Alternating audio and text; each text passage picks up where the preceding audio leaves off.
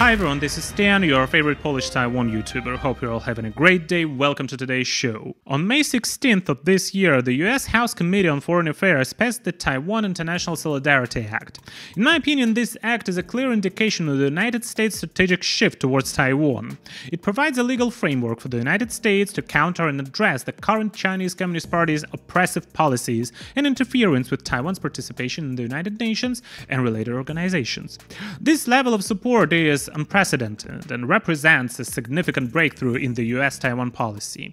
So, what is the purpose of the Taiwan's International Solidarity Act? It serves as a means for the United States to counter China's deliberate misinterpretation of the UN Resolution No. 2758 and push back against China's unilateral assertion of sovereignty over Taiwan, because China does it internationally without consent of the Taiwanese people. I understand that some Taiwanese folks or people who have anti-American stance may mock the United States for not taking immediate action according to their expectations. However, it is important to remember that the United States is a rule of law country, and its diplomatic policies, as well as the policies of the allied nations, need to have internal guidelines and frameworks before implementation. And this is very different from the approach taken by the CCP, where whatever the supreme leader says becomes a policy the same day. So now let's talk about the UN General Assembly Resolution 2758.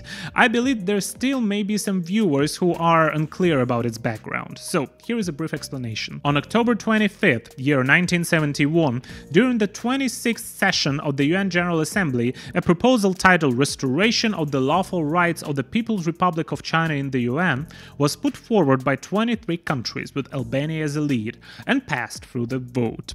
The key content of the resolution is to recognize that the government of the People's Republic of China is the only legitimate representative of China in the United Nations, and expel the representatives of Chiang Kai-shek from the place where they unlawfully occupy at the United Nations and all of the organizations related to it. So, Resolution 2758 only dealt with the issue of representation of the People's Republic of China and the Republic of China within the United Nations, regarding which entity would be recognized as the legitimate representative of China.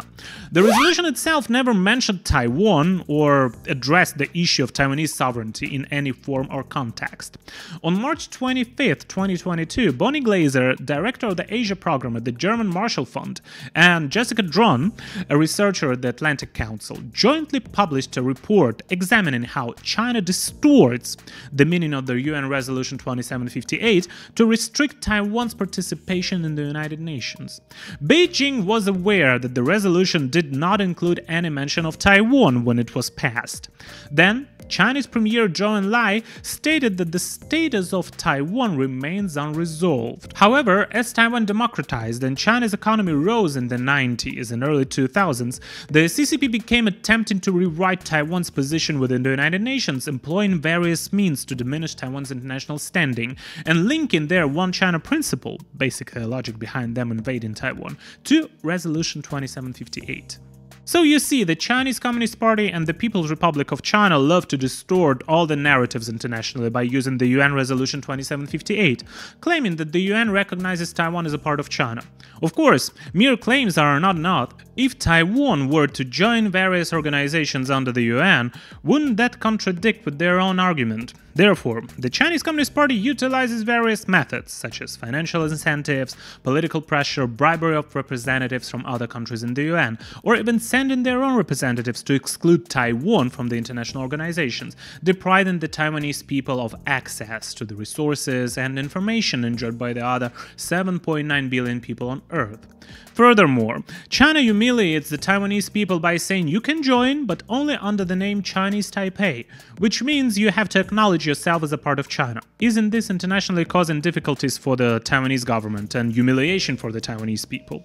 You are clearly not China, so why should you accept the name defined by a criminal organization that's pretending to be a country? It feels like being sexually assaulted or harassed and then forced to say that you gave your consent. So, for example, the case of the World Health Assembly, WHA. I believe every everyone is familiar with it. The whole world knows about Taiwan's medical standards, its healthcare system, and its performance during the COVID-19 pandemic. Taiwan is definitely qualified to join the World Health Organization, the WHO. The only problem is that the WHO and its member states take a politically motivated stance aligned with China to obstruct Taiwan's membership under its national name. Like this year, Taiwan was once again denied entry into the World Health Assembly, which is a result of the Chinese Communist Party's political interference in the WHA. This year I also participated in a Taiwanese group's protest in Geneva against the WHO's unwillingness to let Taiwan in, and of course, I have a lot of footage to share with you guys. Although there were many derogatory comments from the internet trolls mocking Taiwanese people for protesting and questioning what the Taiwanese government achieved by insisting on joining the WHO under the name Taiwan, I still believe that it has brought about significant changes in the attitudes of various international organizations towards Taiwan and international recognition of Taiwan. For example, in previous years, Taiwanese individuals were not allowed to wear clothing with the word Taiwan, like the t-shirt I'm wearing right now. Here is one of the participants talking about it. 我身上这件 T-shirt ，2018年的时候呢，WHO 在办 Walk the Talk 的健走的时候，他们居然规定不能有任何 Taiwan 的任何的字眼。哇，所以我们也太离谱了吧？对啊，我们就说，瑞士是一个非常自由民主的国家呀，排名很高。我说 WHO for Taiwan 这一句话，这个 slogan 有伤害到谁吗？或者说有任何攻击性的吗？小粉红的玻璃心会伤害到而已。那时候那个瑞士的警方也回答不出来，他说其实这个也没有什么攻击性啊，我们也不是去攻击人家，但是他们被要求就是说有台湾的字眼，不能穿。And it was during the events like WHO's Walk the Talk, which is supposed to be an open opportunity for the public to interact with the WHO officials while walking. In the past, Swiss police would demand you to take such clothes off or forcibly remove from the event those who refuse to comply. Not to mention getting close to Tedros, the Secretary General of the WHO. However, this year Taiwanese people were able to wear various clothes with slogans supporting Taiwan and even brought banners calling for Taiwan's membership in the WHO. And they even asked Tedros questions directly. I know it's vote, but Taiwan still have human beings there. We have people there. So, right? No, so you know, Taiwan is the first country to discover COVID-19. When you say yes. Additionally, the police on site were also cheering for Taiwan directly. I believe these are significant changes and breakthroughs. At the same time, we can see that the United States has been gradually leveling up its support for Taiwan. Although I often see the pro-CCP voices and heavily manipulated narratives from the pro-China media in Taiwan, and there are still many folks who truly believe in that absurd propaganda. Taiwanese viewers, as long as you pay attention to the United States' recent policies and acts of support for Taiwan, you will notice that the US has been strengthening its support. From the previous Republican administration to the current Democrat administration, there has been a consistent trend of sending strong pro-Taiwan messages. Former US Ambassador to the United Nations Kelly Craft, before leaving her post, publicly stated on numerous occasions that the United States would assist Taiwan in participating in the UN and the WHO, and other UN system organizations.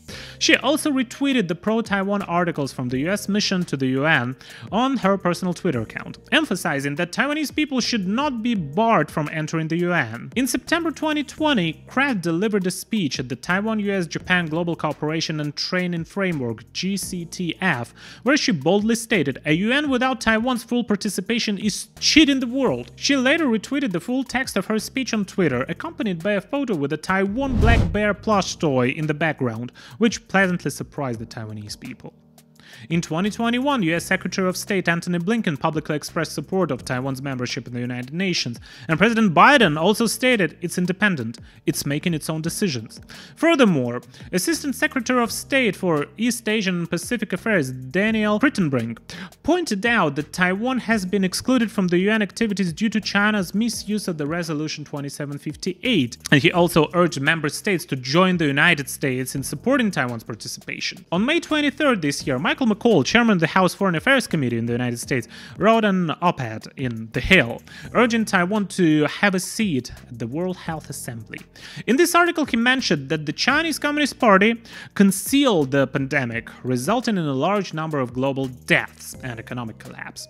In contrast, the world has benefited from Taiwan's generous donations of personal protective equipment, PPE, as well as effective measures against the pandemic. However, it's the CCP, not Taiwan, that has a voice at the WHA. He also wrote about the exclusion of Taiwan from the WHA, emphasizing the immense influence of the CCP within the entire United Nations system.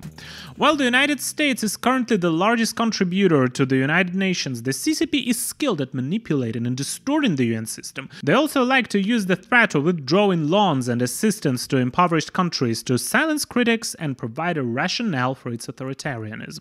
Michael McCall's article has already clearly pointed out that the CCP is the root of the problem. However, if I were him, I would probably be more direct and say the United Nations appears more like an affiliate organization of the CCP or a branch of the CCP disguised as a global organization. The infiltration of the United Nations system by the CCP has gradually attracted attention. I remember a news article from March 2020 when the World Intellectual Property Organization, WIPO, a UN agency, was elected a new Director General. At that time, the Director General of the Intellectual Property Office of Singapore, Darren Tang, who was supported by the United States, became the new Director General with 55 votes, defeating Wang Bingying, a Chinese national who received 38 votes. It was a victory for a democratic camp within the UN organization.